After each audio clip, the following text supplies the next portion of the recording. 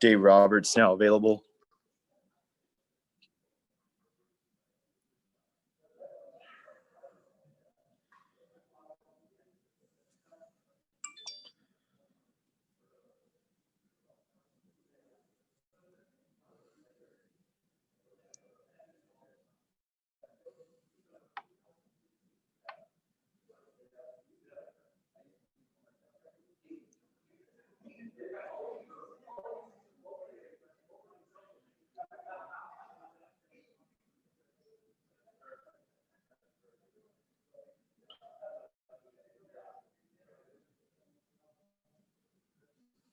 First question is from Jack Harris. Go ahead.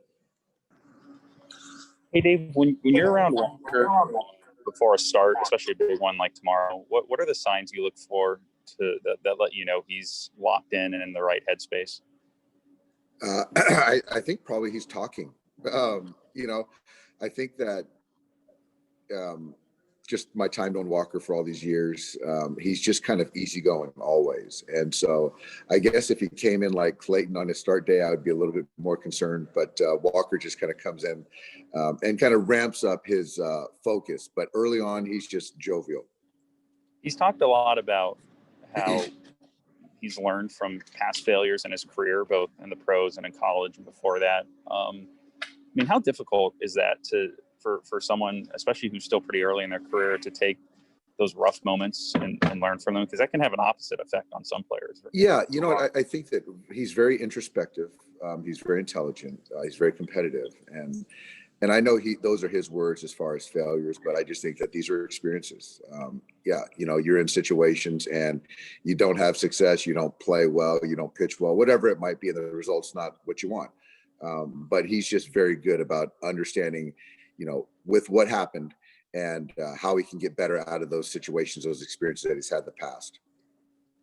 And just with the off day, how do you guys use this day? What are the things that you're able to do in this series because of them, even just outside of like resting guys, but just preparation wise or whatnot that you didn't get to do in the NLCS?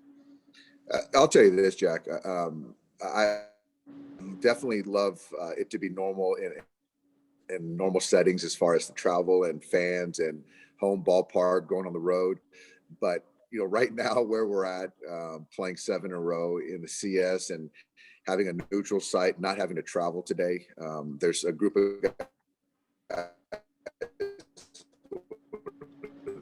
field for treatment.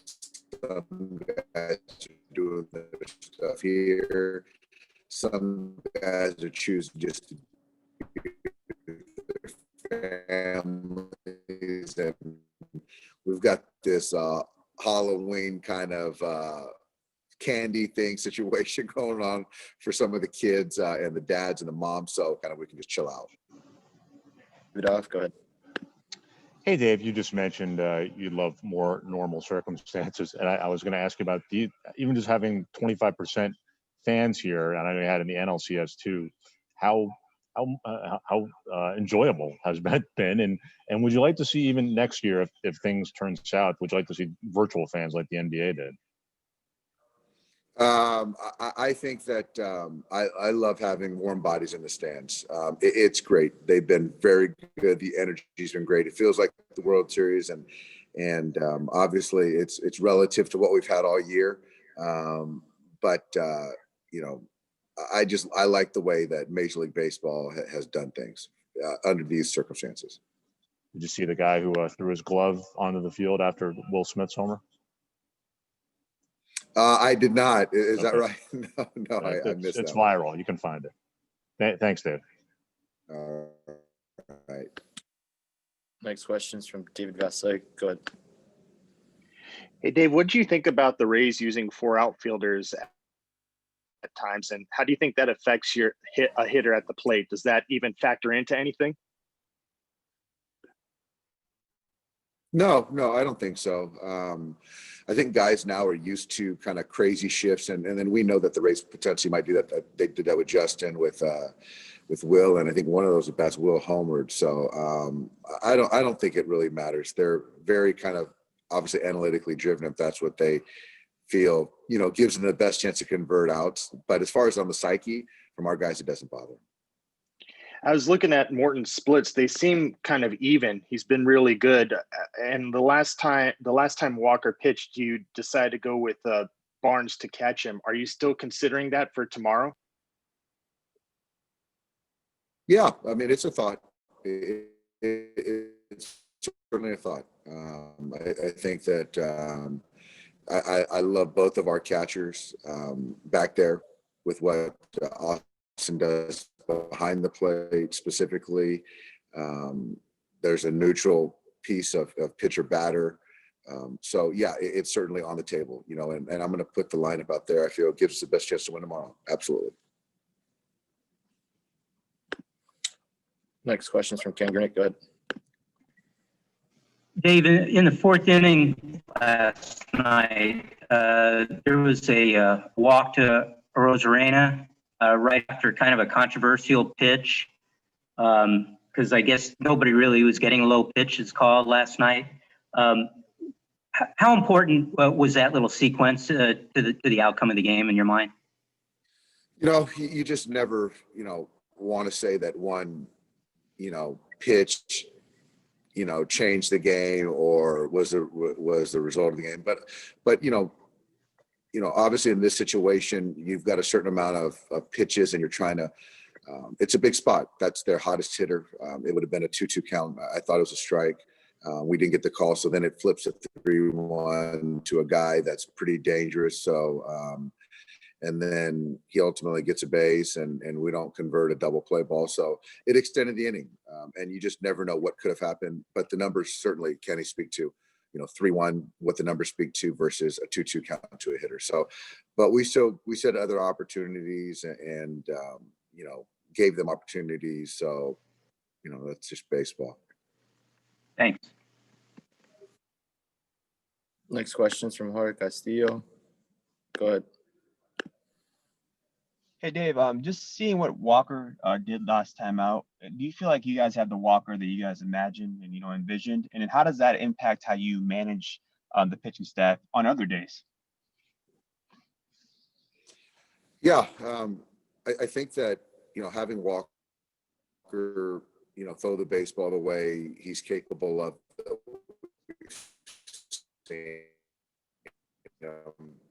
I expect that game 3, he has an extra day. I mean, he feels good. Have rested up tomorrow, whatever.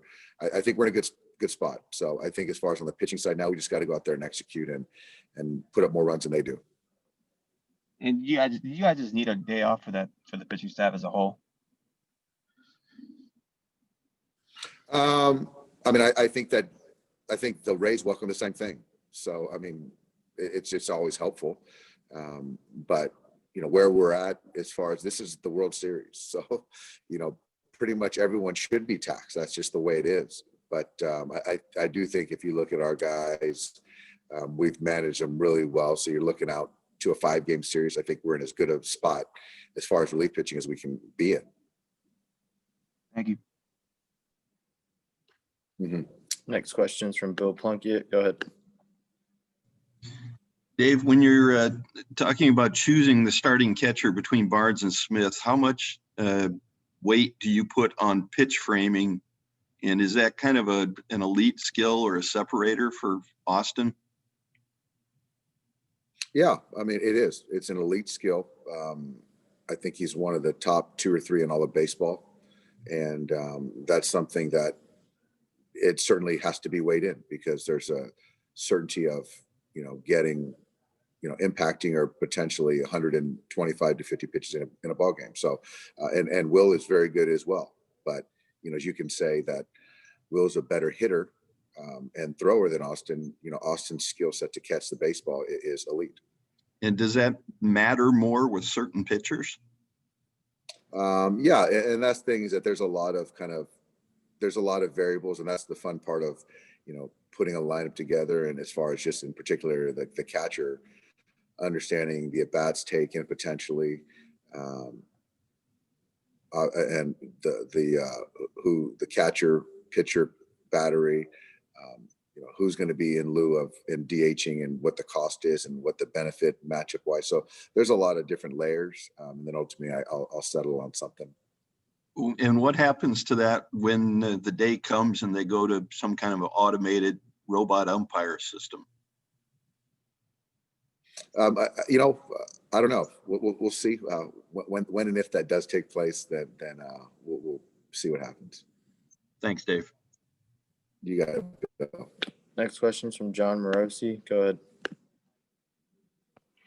Thanks, Dave. I was wondering if you had the same observation as this. Just looking at your team, it seems that they're very relaxed despite the magnitude of the moment here. And I wonder if you share that observation and what to what you might attribute that. It seems like certainly maybe there's just additional perspective of the players just to have the World Series at all in this very unique and challenging year. But it just seems to me that despite the pressure of the World Series, that your guys are having a great time, and I think even the Rays are as well. I'm just wondering your thoughts on that observation.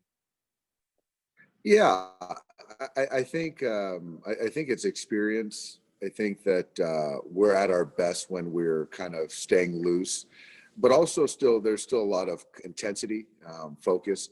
But yeah, it's really good to see. I think even walking around the clubhouse, guys are ready to win a baseball game, and so you just don't sometimes understand it. You still understand the importance of every pitch, every game. But sometimes when you start to get so intense and bottled up, it starts to be a detriment. So I really like the way, each of our guys, the state of mind we're in. Thanks, Dave. Yep. Next question is from Mike DiGiovanna. Go ahead.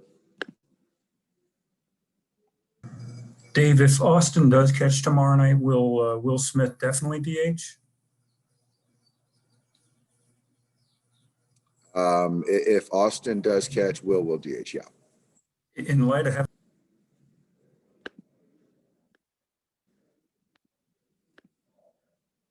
Go ahead, DG. Oh, you there, Dave? Hello? Yep, I am.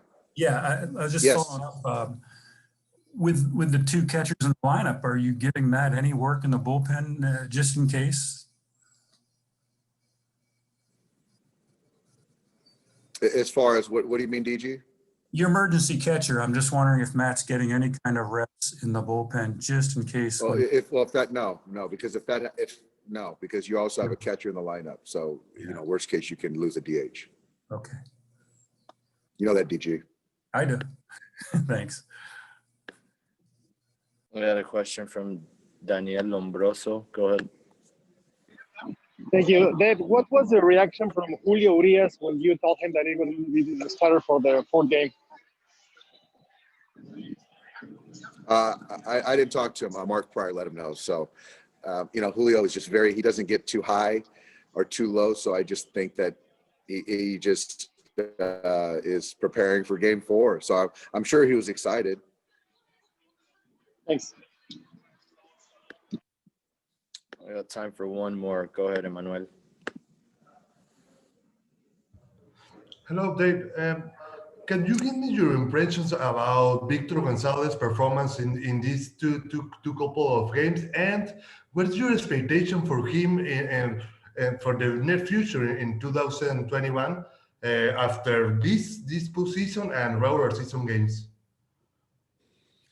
Yeah, I think that last night was really good. I think that the first night he was really amped up. He was fired up.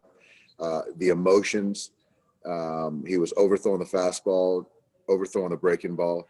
But last night he was more calm and made really good pitches. And that's the Victor that we've seen all season. So that was really good to see. And I trust him. I trust Victor in big spots against really good hitters. As far as next year will be next year. But he's had a fantastic 2020, and I expect him to be a big part of our team next year. Thank you. Thanks, Dave. Thanks, guys.